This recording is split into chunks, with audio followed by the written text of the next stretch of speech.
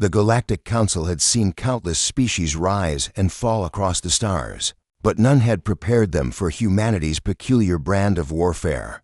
Commander Velther of the Corinthian Empire stood in the Obsidian War Room, his eyes fixed on the holographic display floating before him. The blue light cast strange shadows across his chitinous face as he studied the tactical readout. 48 hours ago, the human platoon designated Echo 7 had been stationed on the frozen moon of Arcturus 9, a strategically vital position in the ongoing conflict between the Corinthian Empire and the Terran Coalition. Now, they were gone. Explain this again, Velther demanded, his mandibles clicking in frustration. The intelligence officer, a younger Corinthian named Sector, shifted nervously.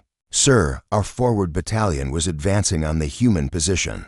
Echo 7 had approximately 30 soldiers defending the northern ridge. Our forces numbered 300, a 10-to-1 advantage. Standard protocol suggested the humans would retreat or call for orbital support, and they did neither, Commander. When our troops reached the ridge, the humans had vanished. No bodies, no equipment, no trace. We assumed they had evacuated through underground tunnels.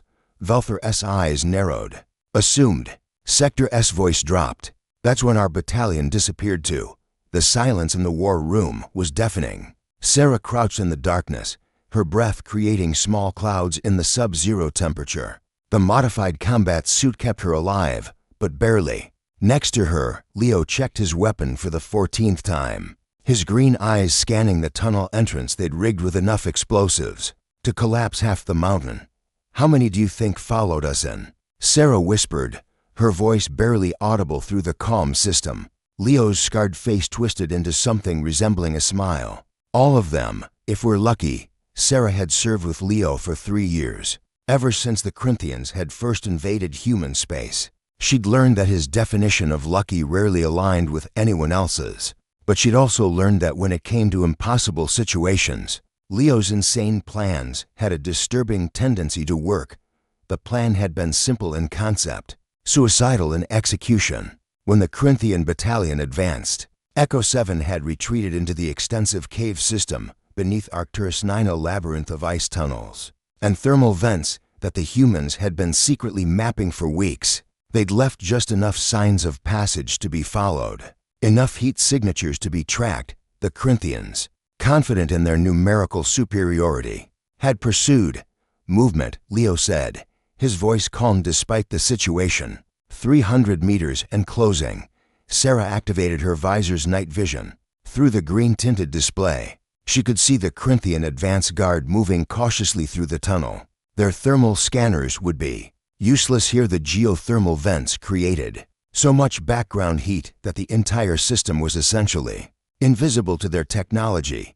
That was humanity's first advantage. The second was that humans, unlike the Corinthians, had evolved from persistence hunters. Humans could wait. Humans could endure. And when necessary, humans could turn their own extinction into a weapon. Echo 7. This is Lieutenant Sarah Chen. She transmitted on the encrypted channel. All units confirm position. One by one, her soldiers responded. They were spread throughout the tunnel system, each positioned at critical junctures. 30 humans against 300 Corinthians, in a maze of ice and stone. The Corinthians kept coming. Commander Velther watched the tactical display with growing unease. The signal from his battalion had gone dark 12 hours ago. The last transmission had been garbled. Something about tunnel systems and thermal interference. He'd sent a second battalion to investigate. They'd disappeared too. Sir, Sector interrupted his thoughts. We're receiving a transmission. It's from the humans. The holographic display flickered and a human face appeared. Female, young, with dark eyes that held no fear, only a cold, calculated determination. Velther recognized the insignia. Lieutenant Sarah Chen, Echo 7. Commander Velther, Sarah said, her voice eerily calm. I'm transmitting from beneath Arcturus 9. I thought you should know what happened to your soldiers. Velther asked. Blood ran cold. Your first battalion pursued us into the tunnel system at 0600 hours yesterday. Your second battalion followed at 1800 hours. Both are currently 7 kilometers beneath the surface. In a section of tunnels we've designated the labyrinth. Sarah paused, And for the first time, Velther saw something in her eyes that made his warrior's instinct scream danger. "Here's what you don't understand about humans, Commander. We're not like other species. We don't surrender when we're outnumbered. We don't retreat when victory is impossible." Her expression hardened. "We changed the definition of victory." Behind her, Velther could see another human, a male with cold green eyes and a face marked by combat. Leo, according to the intelligence files. The human's expression was absolutely serene. "The tunnels you sent your soldiers into are unstable." Sarah continued.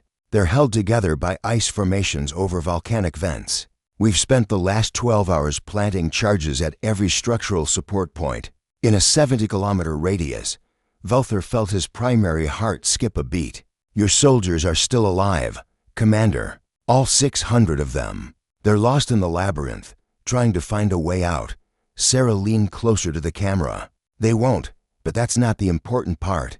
The important part is this. In approximately 30 seconds, I'm going to collapse the entire northern tunnel system. Your soldiers will be entombed 7 kilometers underground, along with all 30 members of Echo 7.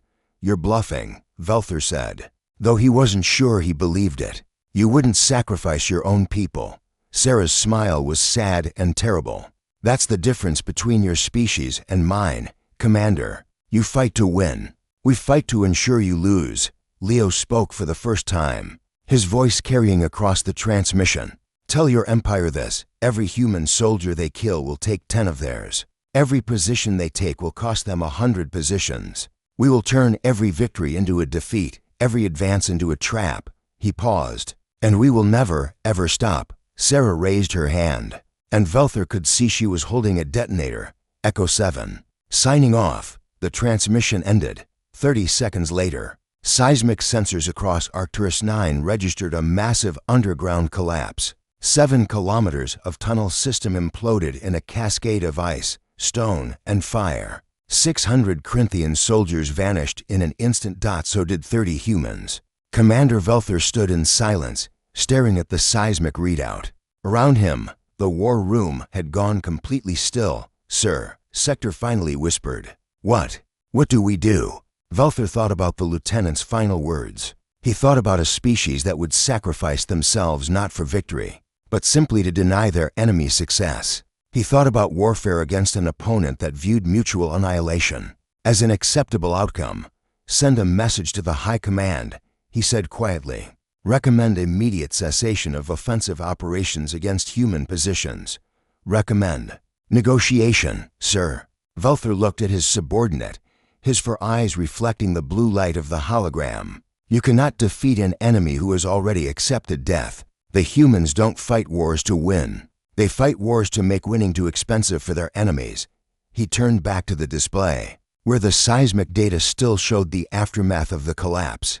Lieutenant Chen understood something we didn't. In war, sometimes the greatest weapon isn't victory. It's the certainty that your enemy's victory will cost them everything. Somewhere in the darkness beneath Arcturus 9, entombed in ice and stone alongside 600 enemy soldiers, Sarah Chen's final transmission played on loop in the Corinthian archives, a warning to any species that dared underestimate humanity's willingness to pay the ultimate price. The platoon had vanished, and they'd taken the enemy with them.